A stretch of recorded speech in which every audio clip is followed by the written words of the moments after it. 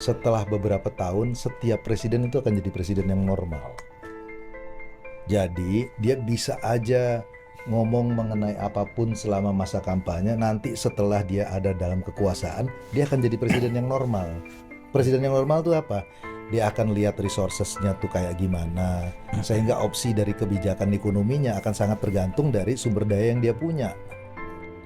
Ya, jadi semua calon presiden di Indonesia ketika sebelum berkuasa itu ngeritik kenaikan harga BBM. Tapi semuanya ketika dia jadi presiden itu naikin harga BBM. Mereka akan menjadi realistis dan rasional dan sangat pragmatis. Ini yang kemudian kadang-kadang voters itu jadi kecewa. Karena ekspektasinya itu akan tinggi jadi hero gitu loh.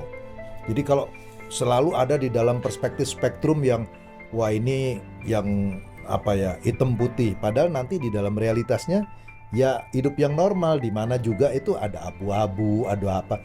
Dia akan jadi orang biasa gitu, nggak seperti yang kita idolakan terus-menerus gitu. Dan itu terjadi di semua presiden tuh. Nah ini orang kadang-kadang ekspektasinya tinggi, dia kecewa. Kok dia bilang kok presidennya berubah? Enggak, presiden setelah beberapa tahun akan jadi presiden yang normal. Karena dia harus jaga keseimbangan politiknya, dia harus pragmatis di dalam kebijakan ekonominya.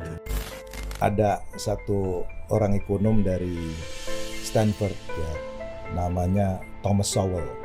Dia bilang begini, ini mungkin jelasin ya. The first lesson of economics is scarcity.